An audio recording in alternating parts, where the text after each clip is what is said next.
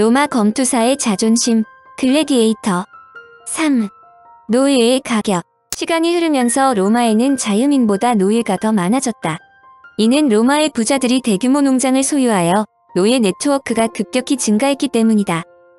그런데 주인에 따라 건장한 노예를 가정이나 농업에 종사시키지 않고 검투사로 키웠다. 주인이 노예의 자유의지와는 달리 검투사로 만드는 것은 전혀 이상한 일이 아니다. 대부분의 검투사는 남성으로 가장 유명한 노예가 로마에 대해 대규모 반란을 일으킨 스파르타쿠스이다. 브래들리 박사는 자유의지를 다음과 같이 설명했다. 로마에서 자유란 일반적인 권리가 아니라 선택 특권이었다. 로마인들은 자신들의 자유는 다른 사람들이 노예화되었기 때문에 가능하다고 믿었다. 그러므로 노예는 악한 것이 아니라 로마 시민들에게 필수적인 것으로 간주되었다. 노예가 승자의 권리라는 사실은 로마의 문화적 우월성을 배경으로 타인을 지배하는 신성한 권리를 정당화하는 데 도움이 되었다. 물론 노예가 전혀 자유인이 될 수 없는 것은 아니다. 기록에 의하면 노예가 자신의 자유를 주인으로부터 구입하기도 했으며 자유를 얻은 후 노예를 소유할 수도 있었다. 심지어 아우구스투스 황제 시대에 자유를 얻은 이시도르스는 무려 4,000명이나 되는 노예를 소유했다고 알려진다. 노예 가격을 보면 일정한 기준이 있는 것은 아니다. 네로 황제 시대의 유대인 한 소년의 가격이 300데나리우스 정도였는데 당시 매춘부 한 명의 가격은 600데나리우스, 히라벌을 할 줄 아는 미소년은 2000데나리우스이며 미숙년 성인의 경우 500에서 600데나리우스였다. 참고적으로 당시 로마 병사의 1년 양식비가 60데나리우스 정도였다.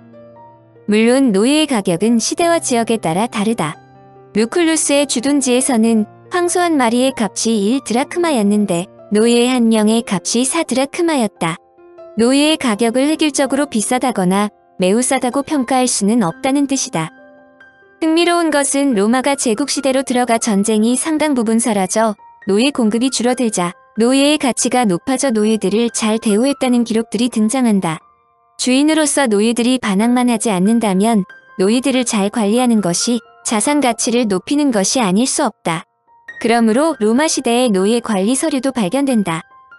노예에게 어떤 음식과 의복이 가장 좋은지는 물론 휴가를 주는 방법도 적혀 있다. 로마에서 검투가 계속 진행된 것은 로마인들의 믿음과도 관련이 있다. 로마인들의 생각은 간단했다. 패배한 자는 승리자에게 이미 목숨을 빼앗긴 것이라는 뜻이다. 그러므로 생포된 적을 일단 살려주는 것은 그만큼 생명을 연장시켜준 자비이므로 승리자는 패배자를 언제, 어디서 어떻게 다루어도 좋다는 생각이었다. 수많은 정복지의 주민들을 노예나 그보다 더한 환경에 몰아넣는 것도 당연한 일이었으며 패배자의 목숨을 언제든지 빼앗을 수 있다는 것은 승리자의 권리였다.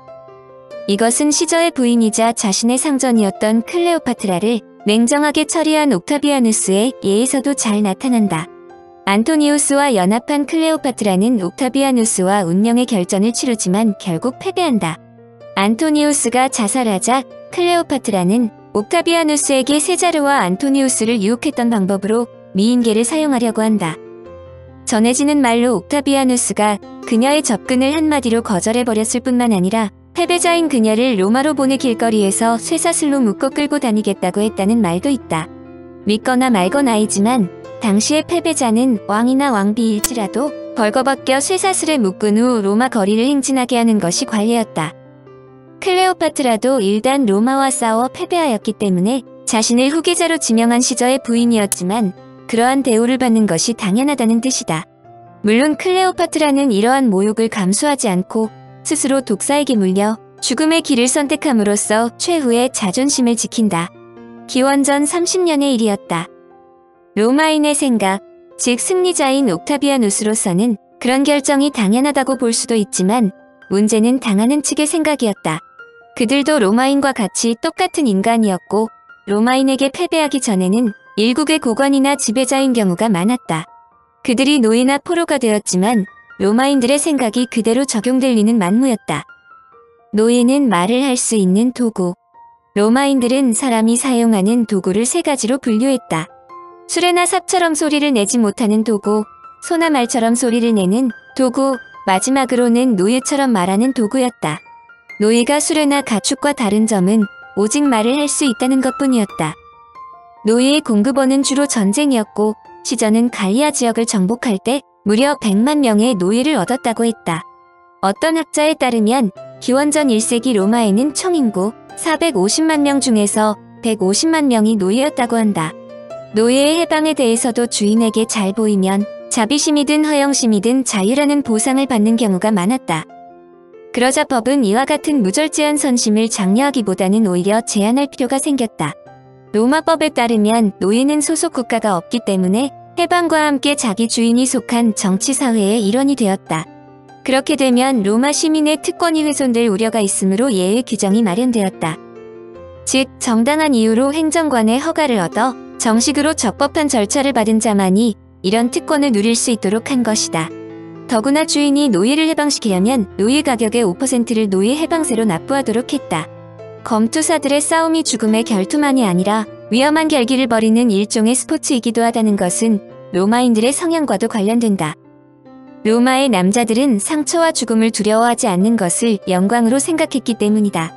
검투사들끼리의 싸움에서 패배자가 죽임을 당하는 것은 일반적으로 패배자가 비겁한 행동을 했을 경우에 한했다는 것이 정설이다. 포로나 노예에서 검투사가 된 경우 오히려 인기를 끌면 자유인이 될 수 있었다. 검투사들은 검투장 안에서 자유를 뜻하는 나무검을 받았는데 황제가 직접 주기도 한다. 나무검 즉 자유는 돈으로 살 수도 있었다. 그러므로 노예들이 자유를 얻는 가장 빠른 방법은 검투사가 되는 방법이었다. 검투사를 자유의 길목으로 여겼으므로 많은 사람들이 검투사가 되는 것을 선호했다는 것도 일반적으로 알려진 것과는 매우 다르다는 것을 알 수 있다. 노예가 아닌 평민들도 검투사를 자원했는데 그것은 군인이 되는 것을 피할 수 있기 때문이다. 로마인은 25년간 군복무를 해야 하는데 검투사로서 5년을 견디면 군복무가 면제가 되었다. 검투사들이 검투하는 도중에 죽는 경우가 많았지만 5년간 검투사로서 생활하다가 은퇴한다면 그동안 벌어놓은 돈으로 평생 안락한 생활을 할 수 있었다. 더구나 유명한 검투사끼리 맞붙이는 경우는 거의 없었다. 유명한 검투사끼리 맞붙었다가 한쪽이 희생된다면 시민들로부터 볼거리를 빼앗기 때문이다. 유명한 검투사인 경우 1년에 한 번에서 5번 정도 검투에 나갔을 정도이다. 물론 검투 자체가 위험한 것은 틀림없는 일이다. 세네카가 적은 원형 경기장 검투는 이 같은 상황을 잘 알려준다. 잔혹하기 이를 데 없는 살인이 시작되었다. 몸에는 실오라기 하나 걸치지 않았고 공격을 피할 수 있는 수단이라고는 아무것도 없었다. 더구나 공격은 정확했다. 이것이 바로 군중이 바라는 구경거리였다. 구경꾼은 적을 죽여버린 사람에게 갈채를 보낸다. 그러나 그 역시 다음 경기에서 다른 상대에게 죽을지도 모른다. 검투사들의 경기가 일반인들이 생각하는 것처럼 모두 죽음으로써 경기가 마무리되는 것은 아닐지라도 그들의 목숨이 경기장 안에서 좌우되는 경우가 존재했던 것은 사실이다. 그러나 당시에 검투사가 되려고 자원하는 사람이 많았다는 것은 검투사가 매번 죽음과 싸웠다는 공식이 과장되었음을 알 수 있다. 검투사나 일반인이나 목숨은 하나이기 때문이다. 로마 제국은 기본적으로 노예제도로 유지되었으므로 마크 카트라이트 박사는 로마의 국가와 문화가 로마를 구성하는 인구의 한 부분인 노예들을 착취하여 이루어졌다고 평한다. 설사 노예가 인간답게 대우받았다는 글도 있지만 이런 좋은 대우는 대체로 노동자로서의 가치를 보존하고 향후 판매 시 자산으로서의 가치를 보존하기 위한 것이라는 것이다. 여하튼 로마는 역사로 진입한 지 무려 1000년 이상, 동로마의 경우는 2000년이나 당시 세계 최고의 강국으로 군림하였다. 이 긴 역사 동안에 수많은 우여곡절이 일어났음에도 검투사들의 결투가 로마의 가장 잔인한 풍습으로 각인되어 있고 장구한 로마 시대를 통하여 검투사들이 오히려 가장 인기가 있었다는 것은 아이러니하다. 현재도 이와 같은 일이 지구상에서 벌어지고 있다. 바로 투우이다. 인간과 야생동물로 길러진 투우와 투우사가 격돌하는 것이 투우 경기이지만 투우사가 거의 전부 이기는 것은 잘 알려져 있다. 그러나 종종 투우가 승리하는 경우도 있는데 바로 그 위험성 때문에 스릴과 흥분을 관중에게 주는 것이다. 투우를 예술이라고 칭찬하는 사람의 변이다. 실제로 유명한 투우사일수록 투우와의 싸움에서 희생되며 투우사 자신도 투우와 싸움하는 순간에 죽는 것이 가장 영광이라는 말을 하고 있다.